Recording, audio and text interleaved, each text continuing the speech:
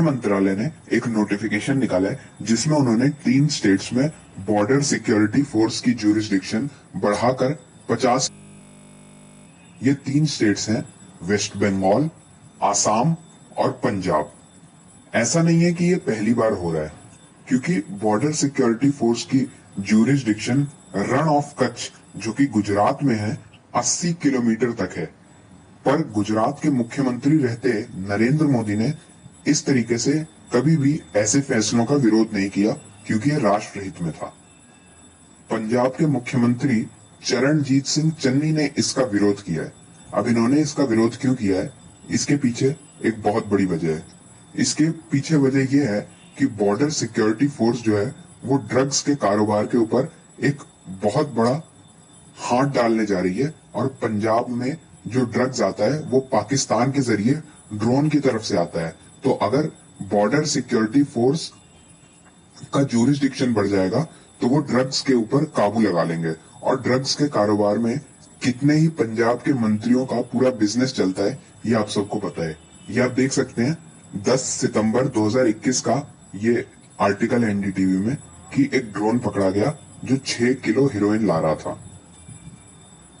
इसके साथ साथ अकाली दल ने भी इस फैसले का विरोध किया है, और उन्होंने पंजाब सीएम को इसलिए खरी खरी सुनाई है। अब ये सब तो हम जानते हैं कि अकाली दल के टेन्योर में पंजाब में ड्रग्स की कितनी बुरी हालत थी, और मजीठिया टैक्स के नाम से कितना ड्रग्स का कारोबार होता था। इसी के साथ साथ ममता बनर्जी ने भी इसका विरोध किया है।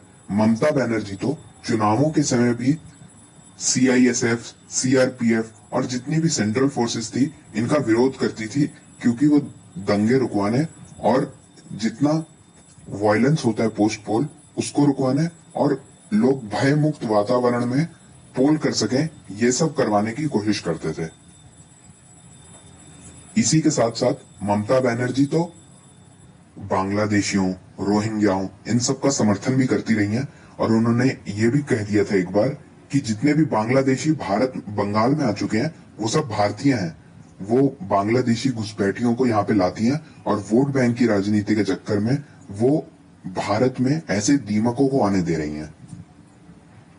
इसके साथ साथ बांग्लादेश बॉर्डर पे इतना ज्यादा इन्फ्लक्स होता है इलीगल इमिग्रेंट्स का कि ये टाइम्स ऑफ इंडिया की एक रिपोर्ट में पता लगा था कि 2678 लोग बांग्लादेश बॉर्डर से पे पकड़े गए। इसके साथ साथ रोहिंग्या जो है वो 72 पकड़े गए साउथ बंगाल में, और बांग्लादेशी जो साउथ बंगाल फ्रंटियर में पकड़े गए वो 1910 पकड़े गए, और इसके साथ साथ जो इंडियन पकड़े गए वो पकड़े गए 690। तो ये हम समझ सकते हैं कि ये लोग तो वो हैं जो पकड़े गए, ना जाने कितने लोग होते हैं जो पकड़े ही नहीं जाते।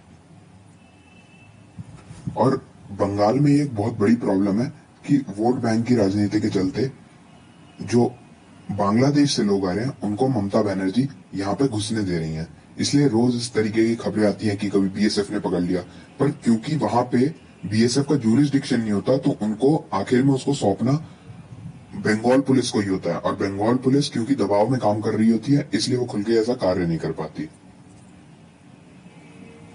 इसके साथ साथ ऐसी कई रिपोर्ट्स आती रहती हैं कि ममता बनर्जी बांग्लादेश से आने वाले इलीगल इमिग्रेंट्स को पूरा समर्थन देती हैं और एक संरक्षण प्राप्त करवाती हैं। तो ये 9 जिले हैं जो कि अब बीएसएफ के अंडर आएंगे। कौन कौन से 9 जिले हैं?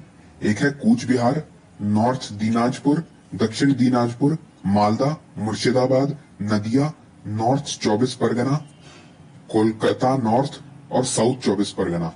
अगर आप ध्यान करें तो 2 मई के बाद जो पोस्ट पोल वायलेंस हुआ था उसमें ज्यादातर इन्हीं जिलों में ये वायलेंस हुआ था। तो आप जान सकते हैं कि वो लोग बांग्लादेश से यहाँ आते हैं और यहाँ पे आके हिंदुओं और बीजेपी के जो कार्यकर्ता हैं उनको मारते हैं।